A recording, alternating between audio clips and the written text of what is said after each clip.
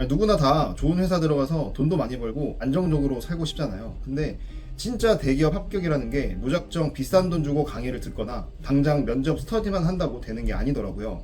저도 취업 준비하거나 이직 준비할 때 정말 많은 돈을 써봤어요. 근데 결국 남는 건 허탈함과 텅 빈 잔고뿐이었죠.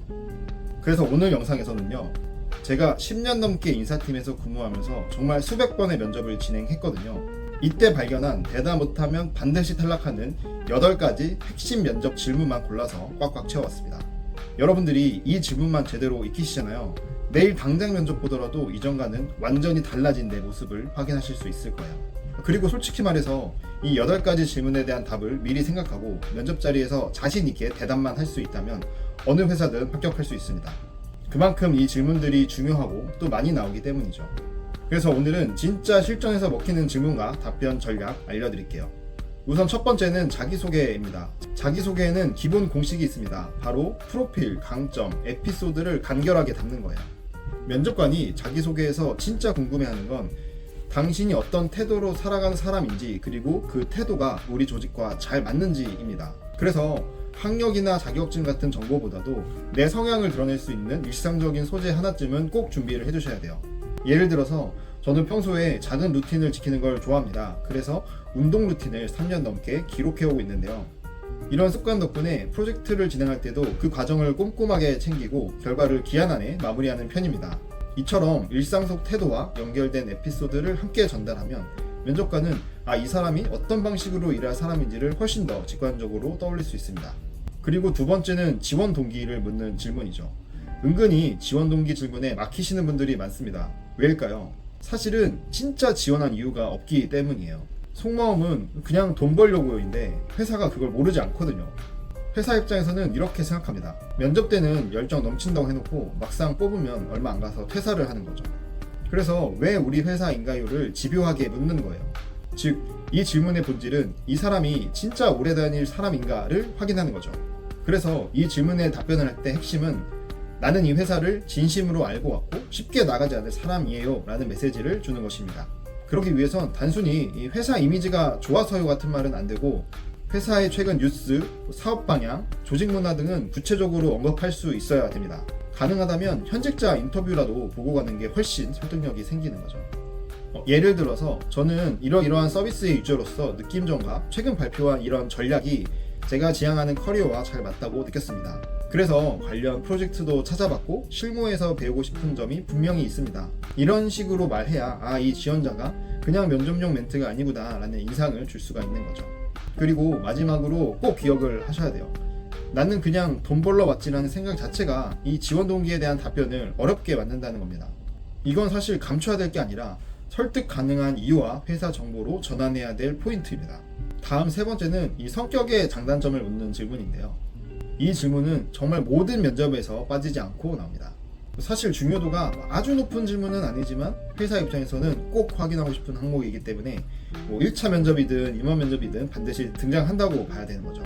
그렇다면 왜 이 질문을 던질까요? 핵심은 하나입니다. 이 사람이 조직에 들어왔을 때 안정적으로 잘 적응할 수 있을까? 즉, 인성과 협업 태도를 간접적으로 보려고 하는 거죠.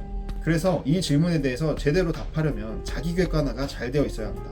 내가 어떤 성향인지, 어떤 상황에서 장점이 발휘되고 단점은 어떤 방식으로 보완하고 있는지를 스스로 잘 이해하고 있어야 면접에서도 자연스럽게 말할 수 있습니다.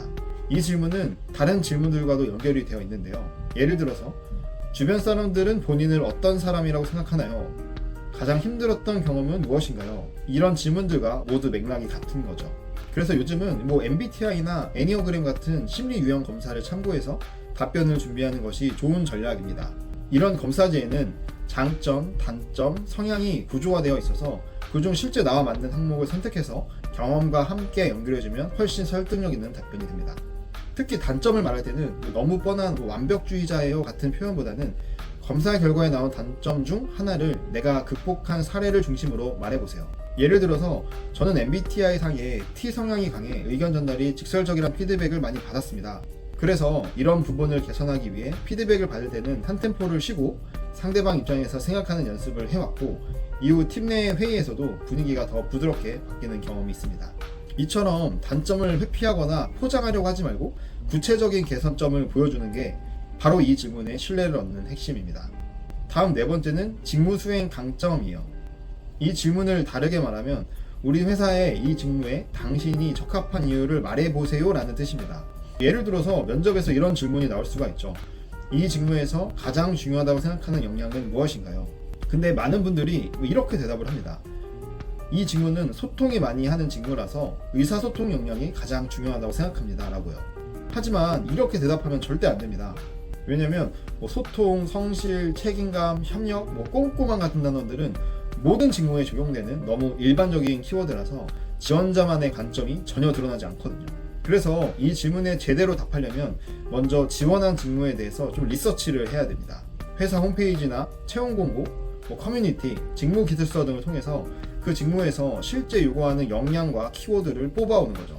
예를 들어서 단순히 소통이라는 말 대신에 직무 기술서에 등장한 고객 서비스라는 키워드를 활용해서 이렇게 말할 수가 있습니다. 이 직무는 단순한 커뮤니케이션이 아니라 고객의 니즈를 빠르게 파악하고 대응하는 서비스 지향적인 소통이 중요하다고 생각합니다.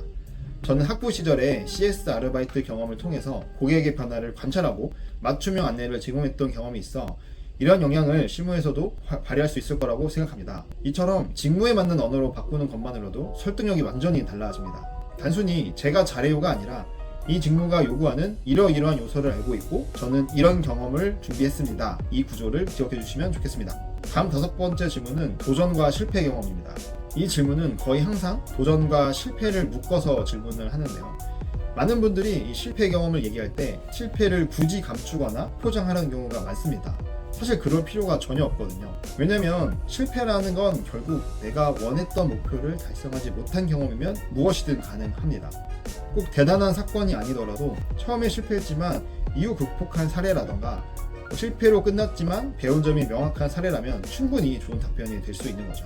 예를 들어서 학부 시절 전기기사 자격증을 준비했는데 처음에는 선배들이 추천한 공부법을 그대로 따라하다 보니까 중요한 개념을 제대로 이해하지 못한 채로 암기 위주로 공부를 하게 됐고 결국 시험에서 떨어졌습니다. 하지만 그 이후엔 기초 이론부터 스스로 정리를 했고 제 스타일에 맞는 방식으로 공부 방법을 바꾼 결과 다음 시험에서는 무사히 합격할 수 있었습니다. 이 사례는 단순히 합격했다라는 자랑이 아니라 실패 이후의 분석, 그리고 개선, 성과, 교훈이라는 구조를 잘 보여주고 있습니다. 여기서 중요한 건 실패를 통해 내가 무엇을 배우고 어떻게 변화했는지를 말하는 것입니다. 실패한 그대로 끝나도 괜찮습니다. 다만 그 실패가 나에게 어떤 인사이트를 줬고 그걸 지금 나에게 어떻게 적용하고 있는지를 말할 수 있어야 좋은 답변이 됩니다. 다음 여섯 번째 질문은 갈등과 협업에 대한 경험입니다. 이 질문도 거의 모든 면접에서 반복적으로 나오죠. 왜냐면 아무리 능력이 좋아도 회사 안에서 함께 일할 수 있는 사람인지를 꼭 확인을 해야 되거든요. 그렇기 때문에 갈등 경험과 협업 경험은 한 세트로 생각을 하고 준비하시는 게 좋습니다. 근데 많은 분들이 이 질문에 답하면서 실수하는 부분이 있습니다. 감정적인 갈등 사례를 너무 직접적으로 말하는 경우예요. 예를 들어서 팀 프로젝트에서 팀원이 열심히 안 해서 화가 났어요. 이런 식으로 말하면 면접관 입장에서는 이렇게 생각할 수 있습니다. 이 지원자는 감정 조절이 안 되는 스타일인가 라고요. 그래서 나중에 혹시나 팀에서 트러블을 일으키지 않을지 벌써부터 고민이 되는 거죠. 그래서 꼭 기억하셔야 될 건 감정 중심의 갈등 묘사는 반드시 피하고 해결 중심의 흐름으로 이야기를 해야 된다는 겁니다. 또 하나 중요한 팁은 내가 을의 입장에서 조율한 경험을 이야기하는 게 훨씬 더 유리하다는 점입니다. 왜냐하면 현재 면접을 보는 상황에서 면접관은 갑의 위치에 있고 입사 후에도 지원자는 이 상사나 조직 내에서 대부분 을의 위치에서부터 시작을 하게 됩니다. 당연히 신입이거나 경력으로 초반에 입사했을 때도 그렇죠. 그래서 내가 을의 입장에서 갈등을 잘 풀고 협업을 이끌어낸 사람이다 라는 메시지를 주면 현실적인 신뢰감이 더 올라가게 됩니다. 답변 예시로 조별 과제 중에 한 팀원이 마감 기한을 자주 넘겨서 진행에 차질이 생겼습니다. 처음엔 답답했지만 그 팀원이 아르바이트를 병행하고 있다는 걸 알게 돼서 우선순위를 정해 업무를 분배하고 본인이 가능한 시간대를 기준으로 협업 방식을 조정했습니다. 그 결과 일정 안에 과제를 마무리할 수 있었고 이후 평가에서도 좋은 피드백을 받았습니다. 이런 식으로 지원자의 감정을 드러내기보다는 이해하고 조율해서 결과로 이어지는 구조가 훨씬 안정적이고 설득력이 있습니다. 그리고 이 협업 경험은 단순하게 좋게 잘 끝났어요가 아니라 서로 다른 의견이나 상황 속에서 어떻게 함께 성과를 냈는지까지 연결되는 게 중요합니다. 결론적으로 이 질문은 감정을 배제하고 현실적인 을의 입장에서 해결 중심의 스토리, 이 세 가지를 기억하시면 확실하게 강한 인상을 남길 수 있습니다. 마지막 8번째 질문은 마지막으로 하고 싶은 말 있으신가요에 대한 답변입니다. 면접 말미에 자주 나오는 이 질문이 준비 안 돼 있으면 없습니다라고 끝내거나 다소 그냥 어색하게 마무리가 되는 거죠. 하지만 이 한마디가 의외로 면접 전체의 인상을 좌우할 수 있는 마지막 기회입니다. 실제 간절함과 진정성이 담긴 한 문장만으로도 합격으로 이어지는 경우가 있을 만큼 생각보다 훨씬 중요한 순간인 거죠. 그런데 이때 가장 피해야 될 답변이 있습니다. 예를 들어서 이번에 면접 준비를 하면서 얼마나 이 기업이 대단한 곳인지를 알게 됐습니다. 이런 말은 면접 때문에 억지로 회사를 조사한 티가 나는 멘트예요. 나 이 회사 잘 몰랐는데 이번 기회에 좀 알게 됐어요 라는 뉘앙스를 주기 때문에 오히려 감점이 될 수 있습니다. 그리고 어릴 적부터 이 회사를 너무 좋아했어요 같은 다소 인위적인 멘트도 마찬가지인 거죠. 그래서 가장 좋은 방식은 짧더라도 이 회사에 대한 이해와 내 다짐을 연결한 문장으로 마무리를 하는 거예요. 예를 들어서 오늘 면접 준비하시느라 정말 고생 많으셨습니다. 입사하게 된다면 우리 회사의 비전인 사람, 세상, 미래를 잇는 직원으로서 작은 일부터 책임감 있게 해내는 사람이 되겠습니다. 이런 멘트는 길지도 않고 회사에 대해서 알고 있다는 인상과 입사 후의 태도까지 자연스럽게 보여줄 수 있어서 면접관에게 끝까지 좋은 인상을 남깁니다. 결론적으로 이 형식적인 칭찬보다는 내가 이 회사에서 어떻게 기여하고 싶은지에 대한 진심이 담긴 한 줄, 그게 바로 마지막 한마디의 정답인 거죠. 오늘 소개해드린 8가지 질문, 사실 면접에서 빠질 수 없는 핵심 질문들입니다. 이 질문들만 제대로 준비해도 면접장에서 당황하지 않고 나를 정확하게 전달할 수 있는 자신감이 생깁니다. 그리고 여기서 꼭 기억하셔야 될 게 있는데요. 면접 질문을 단순히 수집하는 것보다 더 중요한 건 너무 많은 질문에 대한 답을 만들기보다 지금 말씀드린 8가지 기초 질문부터 완벽하게 준비하는 것입니다. 이 질문들을 기반으로 파생되는 질문들을 하나씩 가지치기 하듯이 준비해 나가면 기초가 탄탄한 상태에서 구조적인 답변을 할 수 있게 됩니다. 또 한 가지는 면접은 결국 사람과 사람이 직접 마주 앉아서 대화를 하는 자리입니다. 그래서 말하듯 자연스럽게 연습을 하는 게 핵심입니다. 스크립트만 짜놓고 읽는 연습만 하면 실전에서는 굉장히 딱딱하고 경직된 말투로 나올 수밖에 없는 거죠.